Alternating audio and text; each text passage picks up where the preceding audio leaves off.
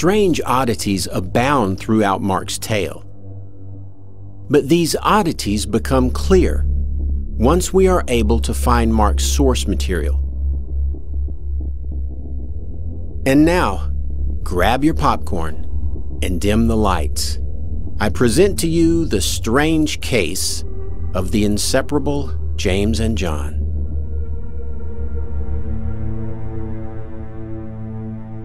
The disciples James and John are said to be brothers, the sons of a man named Zebedee. They were, according to Mark, sailors and fishermen. Except for one verse, they are always referred to together and in the same order. Never John and James, always James and John. And going on a little further, he saw James the son of Zebedee, and John his brother. And straightway, when they were come out of the synagogue, they came into the house of Simon and Andrew with James and John. And James the son of Zebedee, and John the brother of James. And he suffered no man to follow with him, save Peter and James and John the brother of James. And after 6 days, Jesus taketh with him Peter, and James and John. And there come near unto him James and John, the sons of Zebedee. And when the 10 heard it, they began to be moved with indignation concerning James and John. And as he sat on the Mount of Olives, over against the temple, Peter and James and John and Andrew asked him privately. And he taketh with him Peter and James and John. In fact, James is never referred to by himself in the entire gospel, always with John, and John is referred to only once by himself. Mark treats the brothers as if they were one person, not two individuals, always together and even speaking as one person. James and John, the 2 sons of Zebedee, came up to Jesus saying, "Teacher, we want you to do for us whatever we ask of you." So, why is Mark treating the brothers as if they were Siamese twins, joined at the hip? Why the lack of individuality? Mark gives Peter a special place of prominence by having Jesus tell him that his church would be built upon him. And of the big 3 disciples, Peter is given preference in each scene. It is Peter who recognizes Jesus as the Messiah. It is Peter who speaks up at the Transfiguration. It is Peter who most fervently swears his fealty to his master, but, tragically, fails to keep his promise. Perhaps Mark was simply downplaying the importance of James and John in order to give Peter the title of top disciple. Or perhaps Mark was simply unaware of any details about James and John. Maybe the eldest brother was always referred to first. But I think there's a more powerful explanation which will not only illuminate this treatment of the brothers, but explain some oddities as well, and one verse that has remained a mystery since Mark penned it almost 2,000 years ago. This is a relief showing 2 young lads with horses. You can see that the sculptor has rendered them as mirror images to reinforce the idea that they were not only brothers, but twins. They are 2 characters from Greek mythology. Their names are Castor and Polydeuces. They are often depicted with horses and almost always depicted together.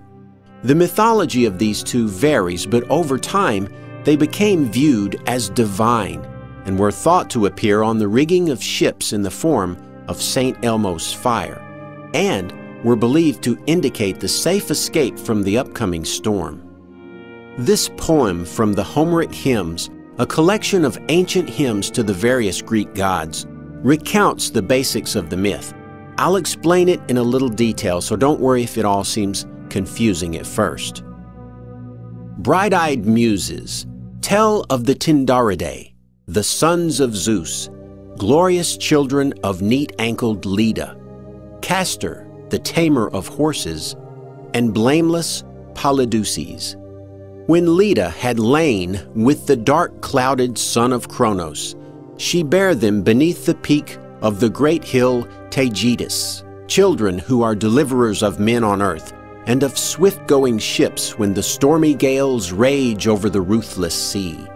Then the shipmen call upon the sons of great Zeus with vows of white lambs, going to the forepart of the prow. But the strong wind and the waves of the sea lay the ship under water, until suddenly these two are seen darting through the air on tawny wings. Forthwith they allay the blasts of the cruel winds, and still the waves upon the surface of the white sea. Fair signs are they, and deliverance from toil. And when the shipmen see them, they are glad, and have rest from their pain and labor. The Tindaridae was another name for Castor and Polydeuces, as Castor was fathered by Tindarius. The other title used for the twins is sons of Zeus, as Polydeuces was considered to have been fathered by Zeus. One legend says that Zeus, disguised as a swan, raped Leda, and she laid 4 eggs and gave birth to Castor and Polydeuces, as well as Helen and Clytemnestra. Castor and Clytemnestra were thought to be Tindarius's son and daughter, and they were mortal, while Polydeuces and Helen were thought to be Zeus's son and daughter and immortal. So you'll find Castor and Polydeuces referred to sometimes as the sons of Tindarius, or the Tindaridae, but more times than not as the Dioscuri, literally Zeus's boys. Castor and Polydeuces are sometimes both mortal, sometimes both divine, but the more well-known tale has Castor being mortal and Polydeuces being immortal. And in the myth, Castor is eventually killed. As a result, Polydeuces then splits half his immortality with his fallen brother, so that Castor spends half his time on Mount Olympus and half of his time in Hades, as does Polydeuces. The brothers became part of the stellar constellation Gemini, which is Latin for twins, becoming the 2 brightest stars in the group, Castor, or Alpha Geminorum, and Pollux, which is the Latin name for Polydeuces, Beta Geminorum. The question is, was Mark mimicking the common and widespread Greek myth of the Dioscuri by depicting James and John as a Christianized version of Castor and Polydeuces, inseparable and indistinct, mirror images of each other? And in the same way James and John are always referred to in the same order, Castor and Polydeuces were never called Polydeuces and Castor, always Castor and Polydeuces. But here is where it gets interesting. Remember the scene where James and John asked to sit at the left and right hand of Jesus? James and John, the 2 sons of Zebedee, came up to Jesus saying, "Teacher, we want you to do for us whatever we ask of you." And he said to them, "What do you want me to do for you?" They said to him, "Grant that we may sit, one on your right and one on your left, in your glory." Did you notice how neither of them seemed to care whether they actually got the left or the right position, even though the right position was normally associated with a higher place of honor? Sitting at the right hand of a deity would have been the best seat in the house, but according to Mark, neither John nor James showed the slightest interest in the right position.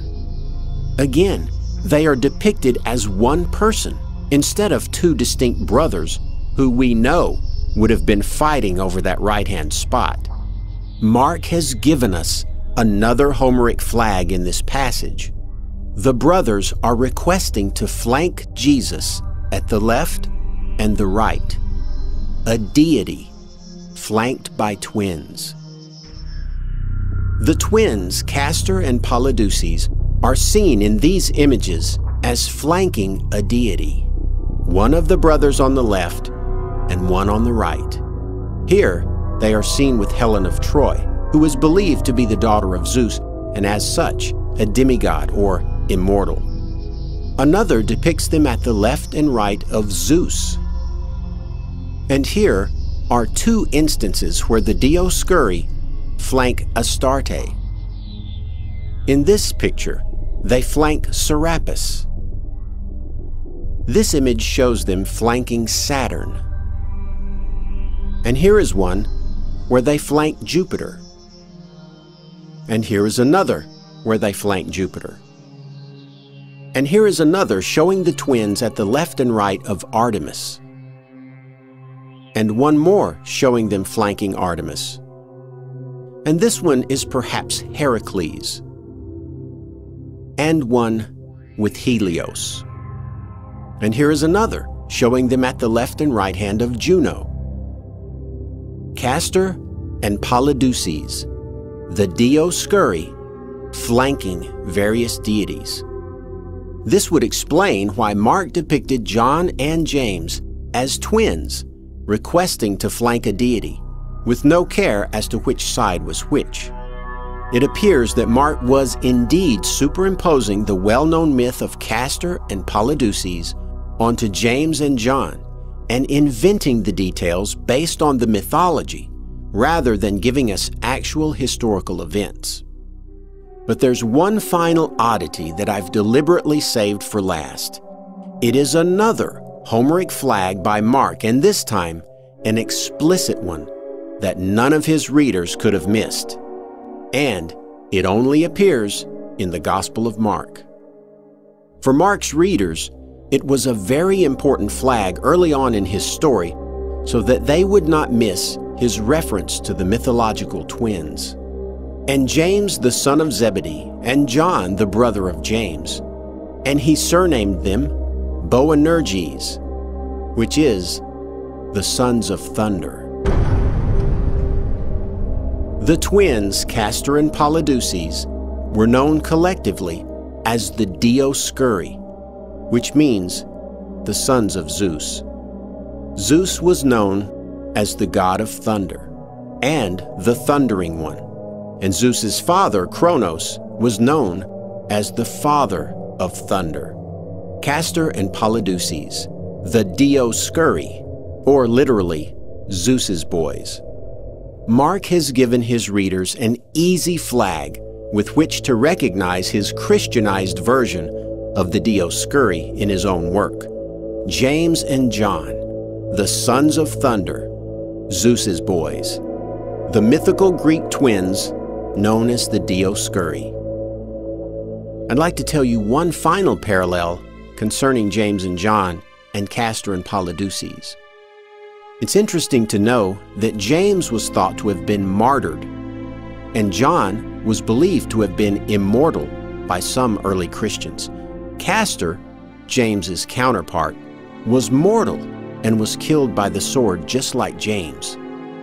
Polydeuces was immortal, just like John was believed to be.